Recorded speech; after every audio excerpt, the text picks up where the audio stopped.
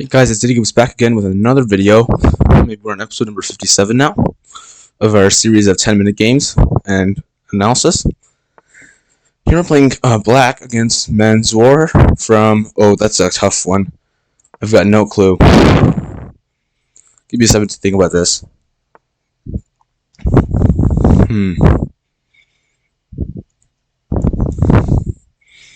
I don't know. Azerbaijan? Iran. There we go. And I'm not even sure what this opening is with G3 and C4. But I'm guessing it's some sort of London. Anyways, we should probably continue developing. He's got a very nice bishop looking at this diagonal. So maybe I want to put a knight to kind of intercept it. Not sure. I'm also not sure how he's going to open this diagonal up, given that he doesn't have a pawn on C4 anymore to throw. So this should be staying for a good while.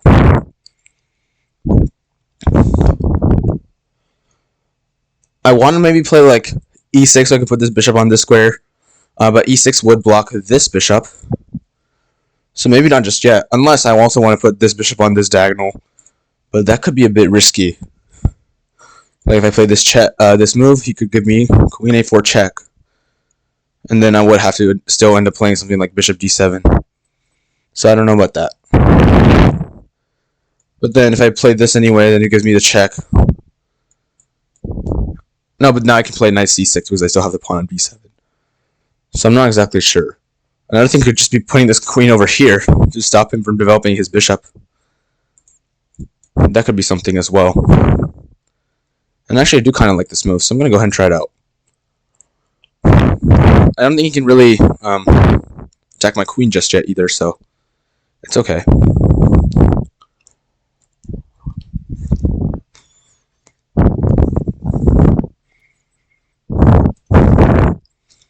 I guess this is a move, because he would be attacking this bishop. And also protecting this, so he's setting up his defense for the b2 pawn, so he can move his bishop out. But I still think this is fine for now. If you go something like this, I guess I just have to play something like this. Oh, but then that would drop the bishop. So maybe knight here first. And then we'll see what happens. Okay, my opponent just goes ahead and chooses to develop this piece, which is good enough. If I play something like this, I guess, is he threatening this? Not really, because I still have this check. And if he blocks with this bishop, I could take this pawn. Then I'm threatening this pawn too. I think I'm going to go ahead and play this move here. Oh, wait. We might be dropping this pawn then. Oh, let's think about this.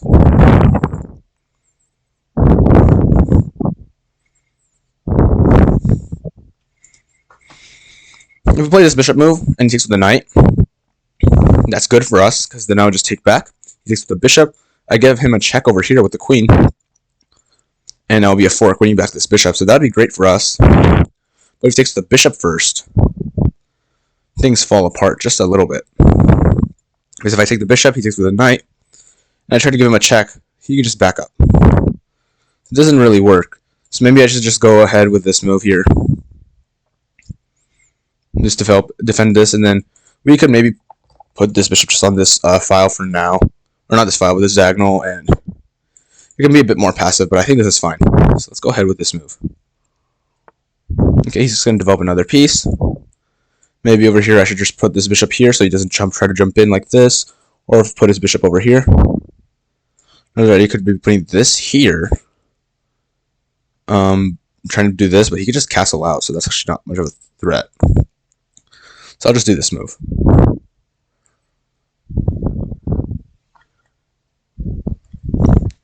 Yeah, I think this is fine. And he still can't put this bishop over here, because I'll just take over here. And then his knight is hanging, so he's figured that out as well.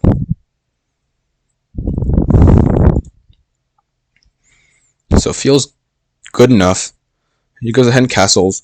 We could also castle, but maybe we want to put this bishop over here just in case of this kind of move, of like putting the knight over here. But I don't think I'd be trading it off. So I'm not exactly sure what I'd want to do with that. Or maybe I should trade this off. Queen takes, knight here. I don't know. We do get this move over, but it's not really doing much, so I don't know. We could still just play this just to be safe. I mean, it's a developing move, can't be bad. Adding some pressure here, so if he tries to do something funny with this knight, he might just be driving this pawn. So I think I'm going to go ahead with this move. Feels good enough. If he does kick me out like this, okay, he's going to go ahead and play b3, which is a really interesting move. It does weaken the dark squares a little bit, but I don't think we can do anything about it just yet. He's also probably just preparing this fianchetto. Sorry, a cough coming up.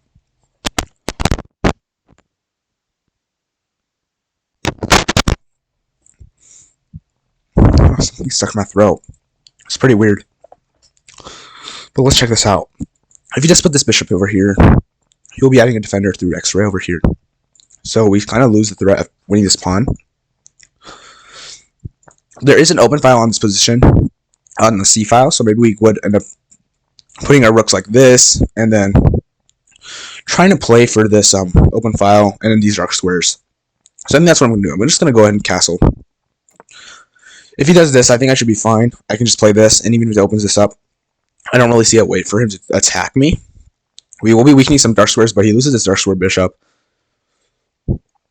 And still looks good enough, so not too worried.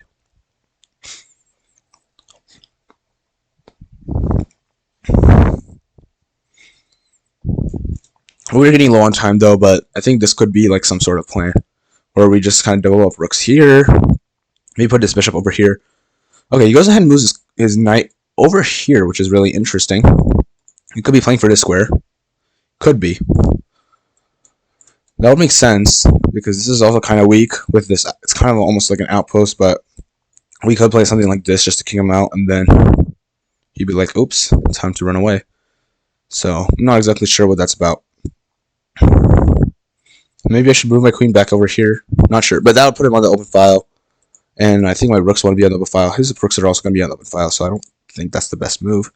We could just play something like this. It's going to help him develop with tempo, so maybe not. Just move the queen over here. He takes here. If I take this, he takes a look at the pawn. We do have a very pretty center, which is nice. But that's really it.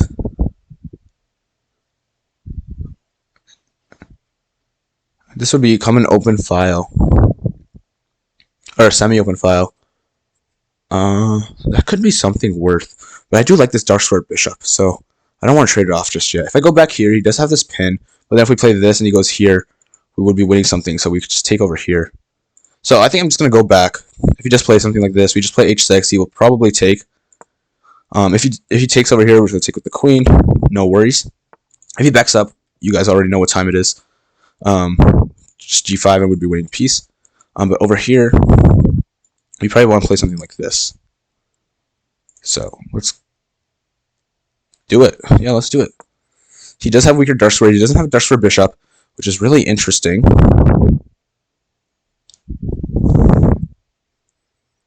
I'm not sure what this is about. I'm going to bring this piece over here. Maybe try to put something there. Okay. If we push this, he takes, I take, he takes. We might drop a pawn over here. So maybe not that. We could just play this move over here, just to stop it from coming in like this. It's probably fine. We are weakening some light squares, but his other piece is all the way over here, so I think I'm fine. Okay. He brought this knight over here, which I'm not too worried about, but he is attacking this piece. If we take over here, we just get a free pawn, actually. So I'm just going to take it. If he takes with the knight, I just take with the bishop. At first I thought he was forking, but we just have this piece. Also hitting him with some tempo because of his weak dark squares.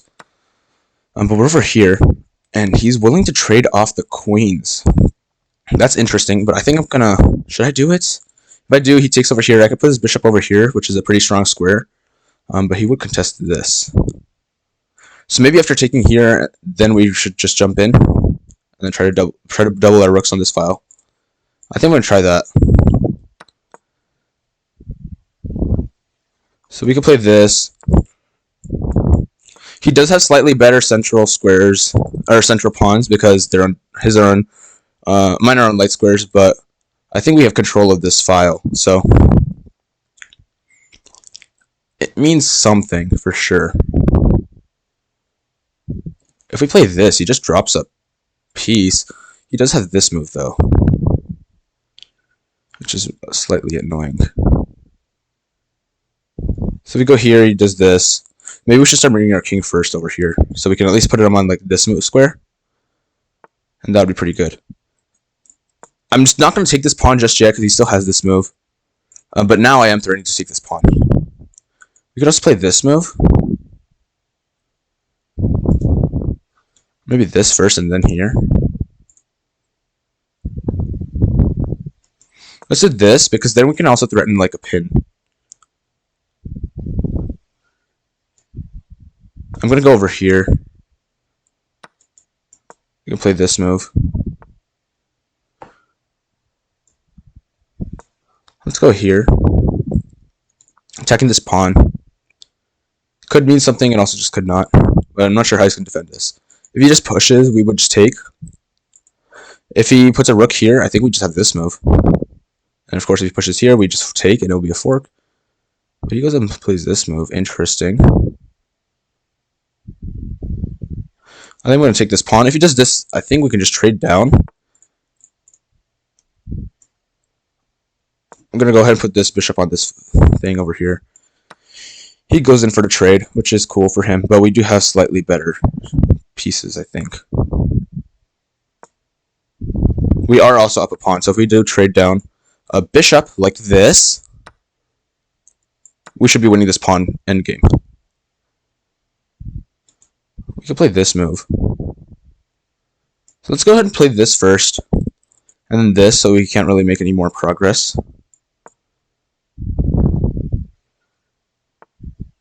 And if I just push, and he goes here, I can just push this as well. So I will do that.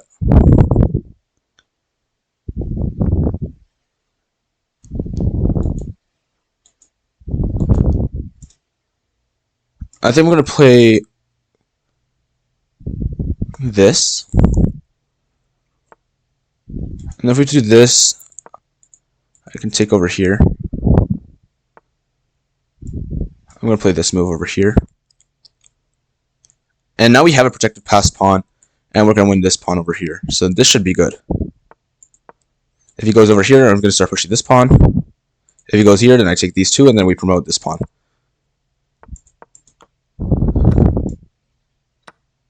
Yep.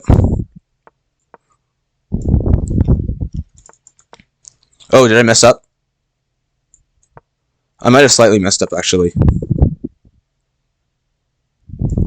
Let's go ahead and bring this other pawn here. I should have brought my king into this square first. But we do have another pawn to bring in as well. Let's go do this check if he takes here. Now, wait, we can do this first. Let's go here first if he goes here. Okay, there's the queen. We're going to stop him from running this way. And his only move ends in checkmate. There we go. We got another 7 points of rating, which is very fun. But the computer does say that we had 3 mistakes, so let's go ahead and check those out. Here we go. The game is loaded up and ready to go. And let's go into this game. It says, sudden great win, you saw your chance and took it, which is true. We played d5. Oh, yeah, let's check out which opening this was as well. So it's the English opening.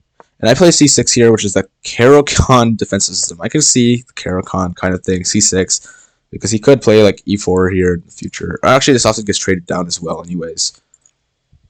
But he trades this way. And we go to this. Very cool. That was the last book move. He plays d4. I play queen b6, which is okay. Apparently, bishop f5 was better. He plays this move. And I played e6, which is excellent. Apparently, still, bishop f5 was the best.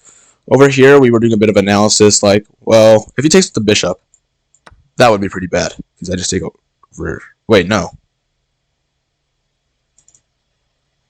I'm so confused, actually. Oh, wait. So if I take here, and then he takes here, I have queen c6, which is a pin. Oh, that is interesting. I only looked at this fork over here, but there's also this pin. So when you fianchetted your bishop, you also, of course, weakened these squares. We saw that with b3 over here. When we played b3, we're like, oh, he's probably preparing to fianchetto his bishop, but he also weakens a lot of dark squares. But same thing over here. He weakens his diagonal quite a bit, so there is this pin available. And I think this is the first time I'm seeing this in game. So I completely missed it, but now I think, yeah, I didn't think about this myself. So queen 6-6 would have been the completely winning move here, because we're putting this here. Of course, if he moves this knight back, we just win a rook. If he does f3, we could just take a piece. He thinks he has d5, but we're going to get away after just taking here. If he takes back, we still have check, which is another fork, and we're probably just completely winning. So, yeah, and of course, if he tries to do something else, knight c7 check also just loses that. King f1, which is really weird. I'm not sure what to say about that. If he just does something like this, still taking. If he does something like this, though, we're just going to add another attacker to the pin, because the knight can't move away, and then we're just going to take. So easy as that. We saw that if he takes with a knight over here, and then if we take back and he takes with a bishop, we would have a fork. And apparently the computer sees that as well. But this was still even because of this move e4. So you can't take event immediately because of the fork. But if you play e4 first, you're making your own fork, which will be able to win you back the material that you just lost. That's really interesting. So after something like this, wait, oh my gosh, this is like a whole tactical thing, like this. Okay, very interesting though.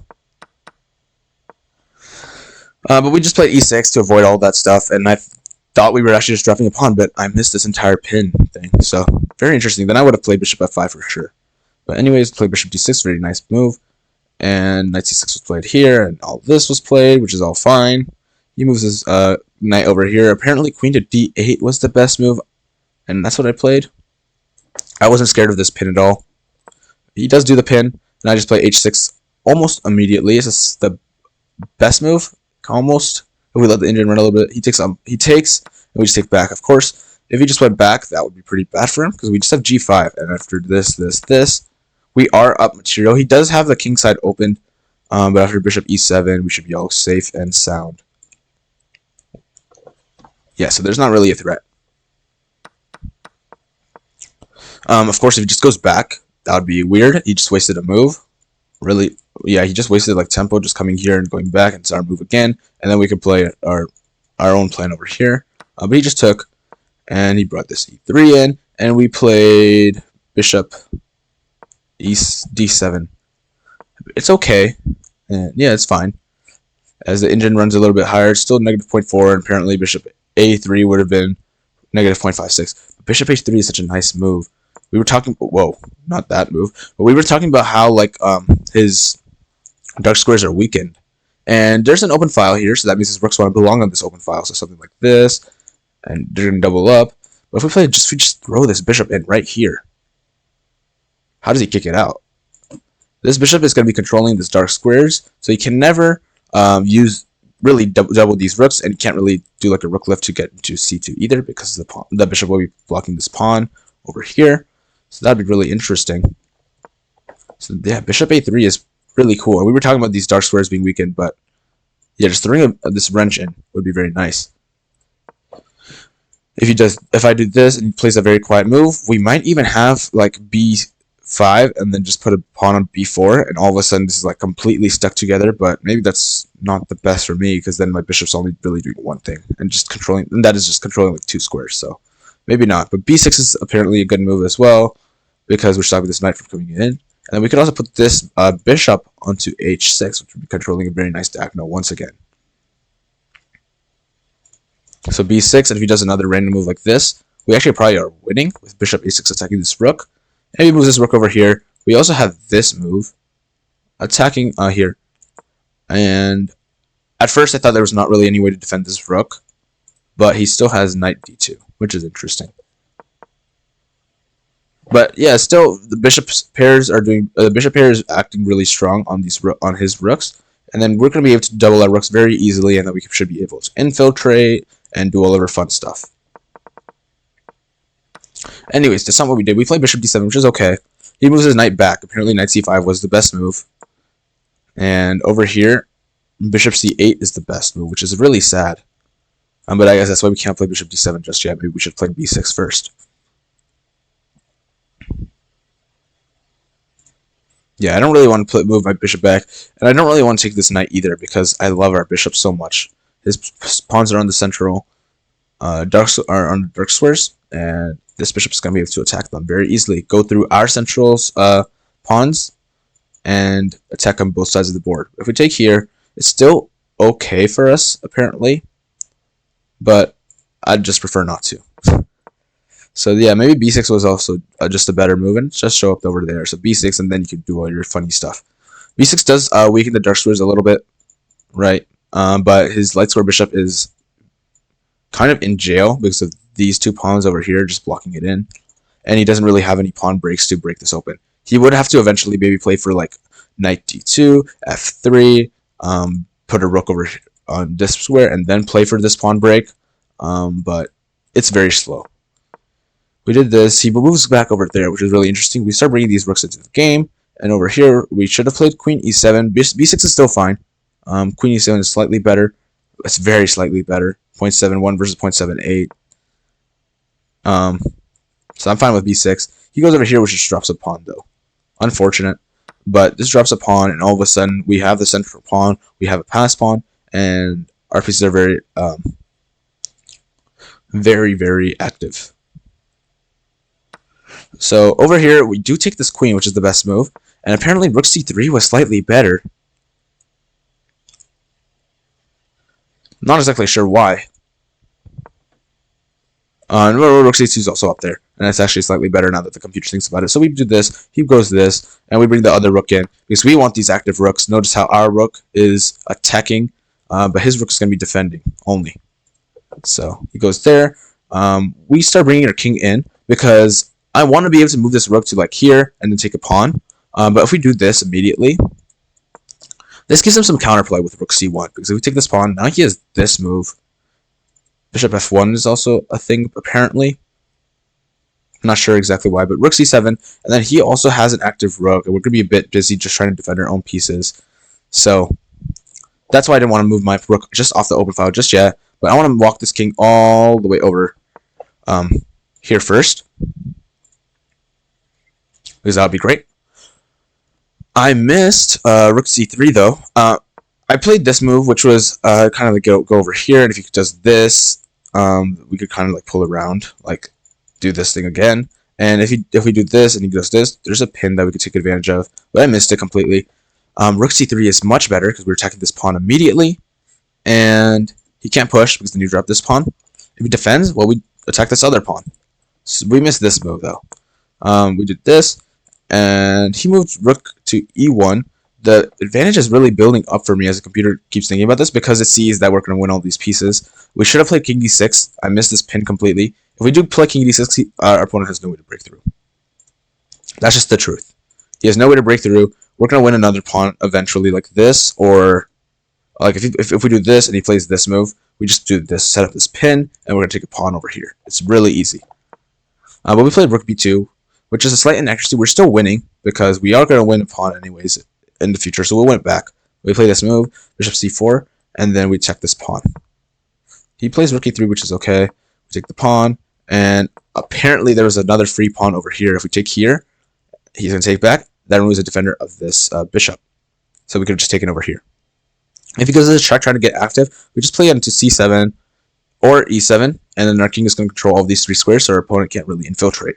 So that would have been the best move. We missed that, unfortunately, and I played this, kind of just keeping the opponent king from coming in, and we eventually do settle into draw. If this was opposite colored bishops, this would be a draw, because he's going to defend his pawns, and I can't, and I'm going to defend my pawns. There wouldn't really be any way to make progress. But these are the same colored pawn bishops. That means that when I'm attacking his pawns, he can't really attack mine. He's going to be on the defending side.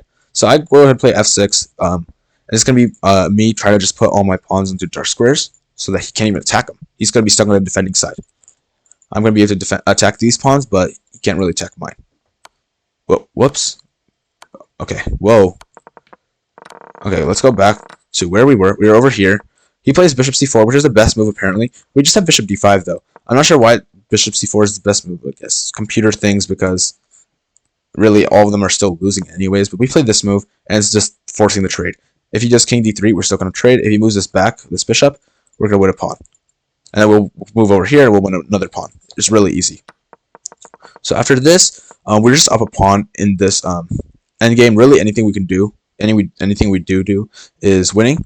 I played h4 because I'm always scared of like trading, but this is still also going to work because we just have an extra pawn. We just need to make a pass pawn out of somewhere, and we just have the extra pawn, so it's very easy to do so. And now this is completely winning. If this pawn wasn't here, maybe it could still be drawn because it's hard for black to really, or for white to make any progress, or for either side to make any progress. But since I do have the pass pawn, when he does try to defend his pawn, I can start pushing this pawn and sacrifice, and then just still end up winning. So after that, then it's just completely, very easily won. So just over here, we are still slightly in the lead, which is very impressive. Out of the opening, I was winning. I'm happy about that, and it makes sense because he's weakened a lot of squares like this. We do have the bishop here, so we could have had lots of attacking ideas with this thing. It's a very open board, like with all of these pieces being open. And we have the first rook onto this. Over here, maybe he could have even just played something like rook c1, and this is also slightly better for him. Oh no, but I have bishop e3 because of these weakened pawns. So he probably shouldn't have played b3 to weakening all this. Because now I can't even put this knight really on c3 because I'm just going to double my rooks and I play something like bishop b4 and then just crush the rook. But other than that, he dropped a pawn, and then we were able to make sure that we have the active rook. If it was the other way, where like instead of like my rook being here and his rook being over here, if this rook was on f8 and this rook over on f1 was on c7, he's probably the winning one. Or it might even be drawn because we are up a pawn, but it's probably drawn because he has the activity and I'm going to be stuck defending. He also has a slightly better bishop because right now these central pawns are on my square, so my bishop's not really looking at anything. It's really hard for it to get into the game, but after some trading in the middle, in the open, it opened up the board and then bishop became strong again. So then after that, we were just up a pawn, and same color bishop endgames are not drawn. So we were able to trade off the bishops and then make a pass pawn and then just very easily win. I think that should be it for this game. We're at 1989. We won another 7 points from this game. And this was the English opening Caro-Kann defensive system. Very interesting. I think we might have played a game against it on this channel before, but I'm still very unfamiliar with it, so I don't know all the ideas. Anyways, I think that should be it for this video, so I'm going to go ahead and stop the recording, and I'll see you guys later.